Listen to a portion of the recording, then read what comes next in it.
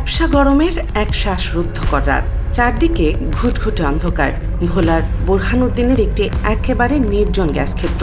সেখানে শুধু ড্রিলিং মেশিনের লোহার বিশাল কাঠামোর উপর জ্বলছে কয়েকটি উজ্জ্বল হ্যালোজেন বাতি। মেশিনের কান ফাটানো বিকট শব্দের মাঝেও কন্ট্রোল রুমে বসে থাকা বাপেক্সের প্রধান ইঞ্জিনিয়ারের বুকের ধুকপুকানি যেন আজ বাইরে থেকেই স্পষ্ট শোনা যাচ্ছে। তার চোখ ল্যাপটপের স্ক্রিনে একেবারে আঠার মতো আটকে আছে। সেন্সরের ডেটা আর গ্রাফগুলো পরিষ্কার জানিয়ে দিচ্ছে মাটির হাজার হাজার ফুট নিচে আটকে আছে বিশাল এক প্রাকৃতিক গ্যাসের খনি। এত বিপুল পরিমাণ গ্যাস যে এটা দিয়ে আগামী কয়েক যুগ আমাদের দেশের সব কলকারখানা, সব মেগা শিল্প প্রতিষ্ঠান এবং বিদ্যুৎ কেন্দ্রগুলো কোনো রকম চিন্তা ছাড়াই অনায়াসে চালানো যাবে। উত্তেজনায়, আনন্দে আর এক বুক স্বস্তিতে কাঁপতে কাঁপতে ওই দেশপ্রেমিক ইঞ্জিনিয়ার তখনই স্যাটেলাইটে ফোন দিয়ে সরাসরি ঢাকার বিদ্যুৎ ও জ্বালানি মন্ত্রণালয়ের এক শীর্ষ কর্তাকে কল দিলেন। রাত তখন অনেক, কিন্তু তার তর সইছে না। ফোন রিসিভ হতেই তিনি এক নিঃশ্বাসে রুদ্ধশ্বাসে বলে উঠলেন, স্যার, আমরা বিশাল গ্যাস পেয়েছি।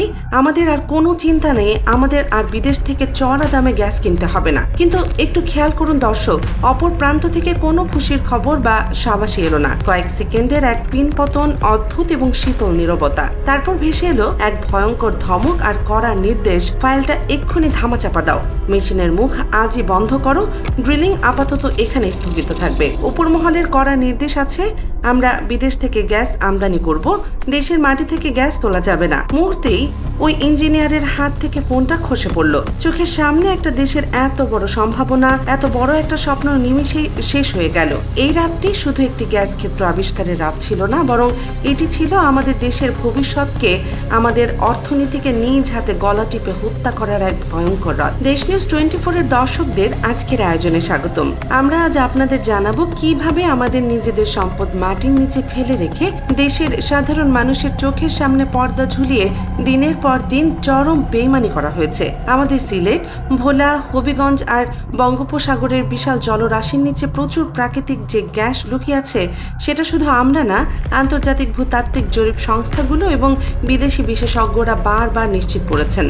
তারা এও বলেছেন যে এই গ্যাস যদি ঠিকমতো কাজে লাগানো যায়, তাহলে বাংলাদেশকে অন্তত জ্বালানির জন্য কারো কাছে হাত পাততে হবে না। কিন্তু একটু ভেবে দেখুন তো ভাই, গত 15 বছর ধরে পতিত স্বৈরাচার সরকার আসলে কি কাজটা করেছে? তারা তাদের দেশের এই অমূল্য সম্পদকে মাটির নিচ থেকে তুলতেই দেয়নি। বাপেক্স নামের আমাদের যে নিজেদের সরকারি কোম্পানি আছে, সেখানে আমাদের দেশেরই দারুণ সব মেধাবী ইঞ্জিনিয়াররা কাজ করেন। তারা বারবার প্রমাণ করেছেন যে তারা মাত্র 70 থেকে 80 কোটি টাকায় খুব সুন্দরভাবে এবং নিখুঁতভাবে একটা কূপ খুঁড়তে পারেন। তাদের তোলা গ্যাসের দাম পড়তো প্রতি ইউনিটে মাত্র 1 টাকারও কম। কিন্তু এই যোগ্যতাই বাপেক্সের জন্য সবচেয়ে বড় কাল হয়ে দাঁড়ালো। কারণ দুর্নীতিবাজ নেতা, অসাধু ব্যবসায়ী আর আমলারা খুব ভালো করে বুঝলো, দেশের গ্যাস যদি এত কম খরচে তোলা যায়, তাহলে তো তাদের পকেটে হাজার হাজার কোটি টাকার কমিশন ঢুকবে না। বিদেশে তাদের ছেলে মেয়েদের জন্য আলিশান বাড়িও বানানো যাবে না। তাই বাপেক্সকে চিরতরে ধ্বংস করার এক ভয়ঙ্কর নীল নকশা কষা হলো।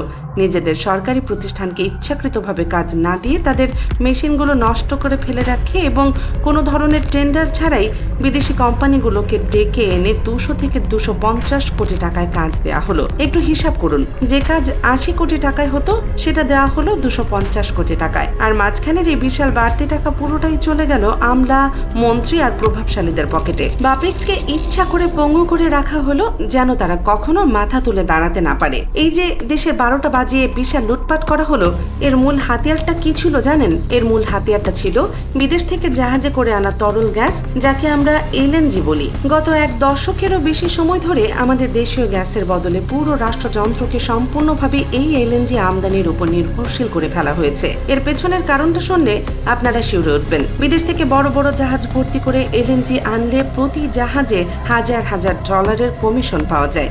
আর সেই টাকা দেশেও আসে না, সরাসরি সুইস ব্যাংক বা সিঙ্গাপুরের গোপন অ্যাকাউন্টে জমা হয়ে যায়।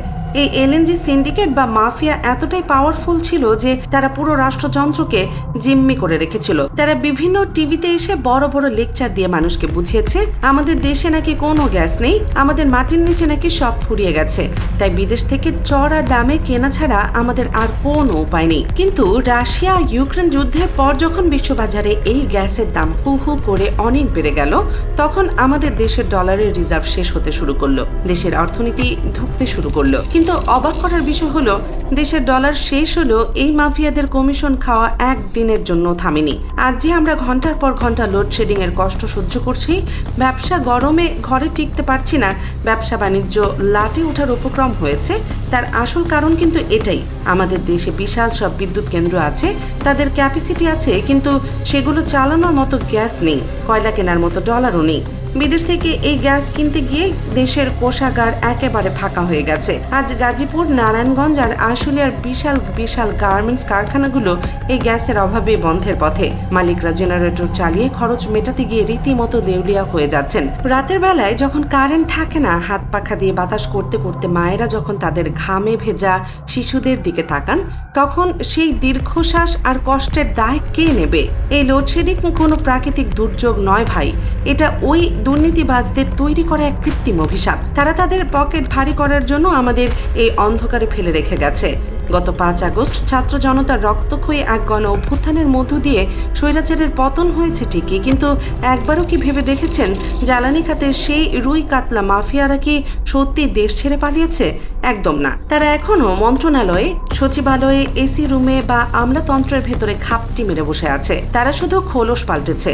বর্তমান সরকার এবং নীতি নির্ধারকদের সামনে এখন একটাই বড় পরীক্ষা, তারা কি আগের সরকারের মতো সেই একই ভুল পথে হাঁটবে, নাকি দেশের জ্বালানি খাতকে বাঁচানোর জন্য, সাধারণ মানুষকে স্বস্তি দেওয়ার জন্য সাহসী পদক্ষেপ নেবে? দেশকে এই ধ্বংসের হাত থেকে বাঁচাতে হলে সবার আগে বাপেক্সকে আবার শক্তিশালী করতে হবে। তাদের আধুনিক মেশিন দিতে হবে, বঙ্গোপসাগর ও দেশের ভেতরে থাকা গ্যাস দ্রুত তোলার ব্যবস্থা করতে হবে। কিন্তু আমি আপনাদের গ্যারান্টি দিয়ে বলতে পারি এই কাজটা মোটেও সহজ হবে না, কারণ ওই এলএনজি আমদানিকারক মাফিয়ারা পদে পদে বাধা দেবে। তারা ইচ্ছা করে বিদ্যুতের গ্রিড ফেল করাবে, কারখানায় গ্যাসের প্রেসার কমিয়ে দিয়ে কৃত্রিম সংকট তৈরি করে দেশকে আবারও অন্ধকারের দিকে ঠেলে দিতে চাইবে, যাতে সরকার ভয় পেয়ে তাদের শর্ত মেনে তাদের কাছ থেকে আবার এলএনজি কেনে। রাত অনেক গভীর হচ্ছে। ঢাকার কারওয়ান বাজারে বাপেক্সের হেড অফিসে বসেই সেই বয়স্ক ইঞ্জিনিয়ার আজও ইমার্জেন্সি লাইটের টিমটিমে আলোয় দেশের বিশাল একটা ভূতাত্ত্বিক মানচিত্রের দিকে তাকিয়ে আছেন। তিনি জানেন মানচিত্রের ওই লাল দাগগুলোতেই আমাদের দেশের মুক্তি লুকিয়ে আছে। একটা জাতি কতটা বোকা আর কতটা অসহায় হলে নিজেদের পায়ের নিচে ট্রিলিয়ন ডলারের সম্পদ থাকলেও বিদেশিদের কাছে ভিখারির মতো হাত পাতে। এখন দেখা বিষয়, বর্তমান সরকার কি পারবে আমাদের এই গুপ্তধন উদ্ধার করে দেশকে স্বয়ং সম্পন্ন করতে, নাকি ওই অদৃশ্য মাফিয়াদের ইশারায় আমাদের এই প্রিয় দেশটাকে চিরকাল এভাবে লোডশেডিং আর অন্ধকারে ডুবে থাকবে? এই খুটখুটে অন্ধকার থেকে আমরা কবে আলোয় ফিরব, সেই প্রশ্নের উত্তর হয়তো খুব শীঘ্রই আমরা পেয়ে যাব। প্রিয় দর্শক, এই পুরো বিষয়টি নিয়ে আপনাদের কি মতামত? আপনাদের এলাকায় এখন গ্যাসের কি অবস্থা? আমাদের অবশ্যই কমেন্ট করে জানান। ভিডিওটি ভালো লাগলে লাইক দিন, প্রচুর শেয়ার করে এই সত্যগুলো সবাইকে জানার সুযোগ করে দিন। আর এমন সব অজানা ও সত্য উদ্ঘাটন জানতে দেশ নিউজ 24 চ্যানেলটি এখনই সাবস্ক্রাইব করে বেল আইকনটি বাজিয়ে রাখুন। আমাদের সাথেই থাকুন।